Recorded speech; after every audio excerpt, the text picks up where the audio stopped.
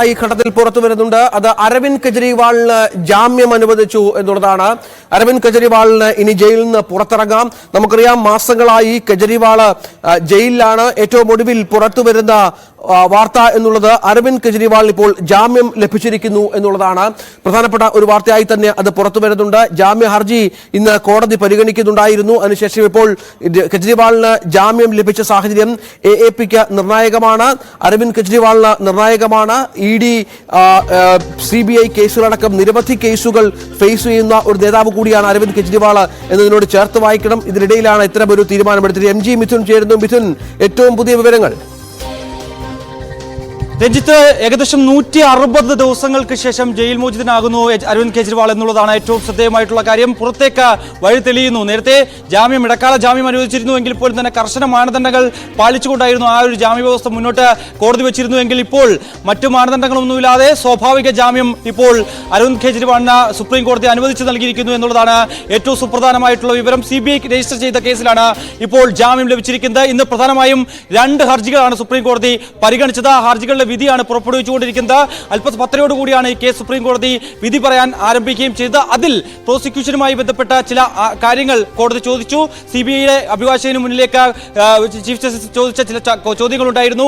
അതായത് CBI follow ചെയ്യുന്ന section 41A പ്രകാരമാണ് CBI ഈ ഒരു കേസിനെ ഫോളോ ചെയ്യുന്നത്. പക്ഷേ അത് ഇതിൽ ഏതെങ്കിലും തരത്തിൽ ലംഘിക്കപ്പെട്ടിട്ടുണ്ടോ എന്ന് ചൂണ്ടിക്കാണിക്കാൻ സാധിക്കുമോ, അല്ലെങ്കിൽ അത് സംബന്ധിച്ച് ഏതെങ്കിലും തെളിവുകൾ CBIയുടെ പക്കലുണ്ടോ, അത് കണ്ടെത്താൻ ഇതുവരെയും സാധിച്ചിട്ടുണ്ടോ എന്നടക്കമുള്ള ചോദ്യങ്ങൾ സുപ്രീം കോടതി CBI അഭിഭാഷകനോട് ചോദിച്ചു. പക്ഷേ അതിൽ കൃത്യമായ മറുപടി അല്ലെങ്കിൽ നൽകാൻ CBI അഭിഭാഷകന് സാധിച്ചില്ല എന്നുള്ളതാണ് ഏറ്റവും ശ്രദ്ധേയമായിട്ടുള്ള കാര്യം. സ്വാഭാവികമായും കഴിഞ്ഞ മുൻകാലങ്ങളിലൊക്കെ തന്നെ ഡൽഹി റോസ് അവന്യൂ കോടതി ഈ കേസ് പരിഗണിച്ചപ്പോഴും ഒപ്പം തന്നെ സുപ്രീം കോടതിയുടെ മുന്നിൽ ഈ ഒരു ജാമ്യവുമായി വ്യവസ്ഥയുമായി ബന്ധപ്പെട്ടുള്ള വിഷയങ്ങൾ വന്നപ്പോഴും അന്നും സമാന സാഹചര്യത്തിൽ കൃത്യമായ തെളിവുകൾ ഹാജരാക്കാൻ പ്രോസിക്യൂഷന് സാധിച്ചില്ലായിരുന്നു. ഒപ്പം തന്നെ ചില കാര്യങ്ങൾ മാത്രമായിരുന്നു ചൂണ്ടിക്കാണിച്ചത്. അതായത് മുഖ്യമന്ത്രി എന്ന വലിയൊരു പദവിയിലിരിക്കുന്ന വ്യക്തിയാണ്. അദ്ദേഹം പുറത്തിറങ്ങിയാൽ ഈ കേസിന്റെ നിലനിൽപ്പിനെ തന്നെ വലിയ രീതിയിൽ ബാധിക്കും. ഒപ്പം തന്നെ സാക്ഷികളെ സ്വാധീനിക്കാനുള്ള സാധ്യതയുണ്ട്.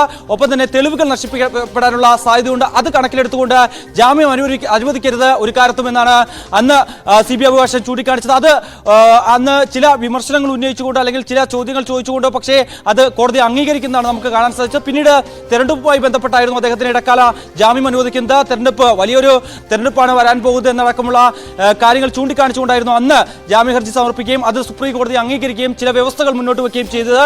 പക്ഷേ ഇപ്പോൾ ചില ചോദ്യങ്ങൾ സുപ്രീം കോടതി ചോദിച്ചതിൽ കൃത്യമായ വിവരങ്ങൾ CBIയുടെ പക്കലില്ല എന്നുള്ളത് തന്നെയാണ്. എന്തായാലും ഈ കേസ് ഇപ്പോൾ ആരംഭിച്ചിട്ട് ഏകദേശം 3 വർഷത്തോളമാകുന്നു.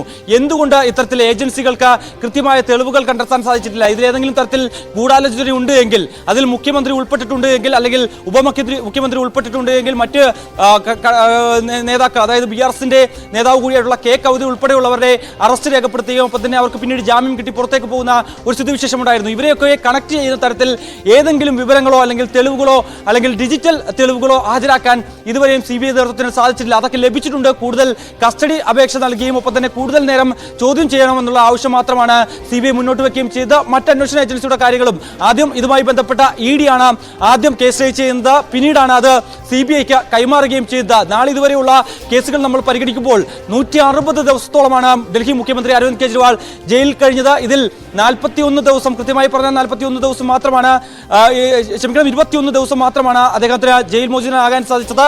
അതും കൃത്യമായി മുഖ്യമന്ത്രി എന്ന ലേബലിലല്ലായിരുന്നു. ആ രീതിയിൽ ഒരു തരത്തിലുള്ള പ്രവർത്തനം പാടില്ല എന്ന് കൃത്യമായ കർശന നിർദ്ദേശം പാലിച്ചുകൊണ്ടായിരുന്നു ആ ഒരു ജാമ്യ വ്യവസ്ഥ ഉണ്ടായിരുന്നു എങ്കിൽ പോലും ഇപ്പോൾ അതെല്ലാം തന്നെ സുപ്രീം കോടതി പരിഗണിച്ചിരിക്കുന്നു. അതെല്ലാം അംഗീകരിച്ചിരിക്കുന്നു. അരവിന്ദ് കെജ്രിവാളിനൊടുവിൽ ജാമ്യം അനുവദിച്ചിരിക്കുന്നു. എന്തായാലും സ്വാഭാവികമായും അദ്ദേഹത്തിന് പുറത്തേക്ക് വരാം. സ്വാഭാവികമായും ഹരിയാന തെരഞ്ഞെടുപ്പ് ഇനി വരാൻ നിൽക്കുകയാണ്. അടുത്ത മാസം ഒക്ടോബർ 5-നാണ് തെരഞ്ഞെടുപ്പുള്ളത്. കഴിഞ്ഞ ദിവസം നാമനിർദ്ദേശ പത്രിക അടക്കം സമർപ്പിക്കുന്നതിന്റെ തീയതി അവസാനിച്ചിരുന്നു. ഇനി അങ്ങോട്ടുള്ള പ്രചരണ കാലത്തിൽ ആം ആദ്മി അവിടെ ഒറ്റയ്ക്കാണ് മത്സരിക്കുന്നത്. 61 സീറ്റുകളിലേക്കാണ് മത്സരിക്കുന്നത്. അതിൽ മുന്നിൽ നിന്ന് നയിക്കാൻ ഇനി അരവിന്ദ് കെജ്രിവാൾ ഉണ്ടാകുമെന്നുള്ളതാണ് ഏറ്റവും ശ്രദ്ധേയം. ED ഫയൽ ചെയ്ത കള്ളപ്പണം വെളുപ്പിക്കൽ കേസിൽ തിഹാർ ജയിലിൽ ജുഡീഷ്യൽ കസ്റ്റഡിയിൽ കഴിയവേ ജൂൺ 26-നാണ് അരവിന്ദ് കെജ്രിവാളിനെ CBI അറസ്റ്റ് ചെയ്തത്. ED കേസിൽ ജൂലൈ 12-ന് കെജ്രിവാളിന് സുപ്രീം കോടതി ഇടക്കാല ജാമ്യം അനുവദിച്ചിരുന്നു. ഡൽഹി മദ്യനയ അഴിമതി കേസുമായി ബന്ധപ്പെട്ട് മാർച്ച് 21-നാണ് ED അറസ്റ്റ് ചെയ്തത്. ഇപ്പോൾ CBI ഫയൽ ചെയ്ത കേസിലാണ് ഇപ്പോൾ അറസ്റ്റ് ചെയ്തിരിക്കുന്നത്, ജാമ്യം ലഭിച്ചിരിക്കുന്നത്. ഇതോടുകൂടി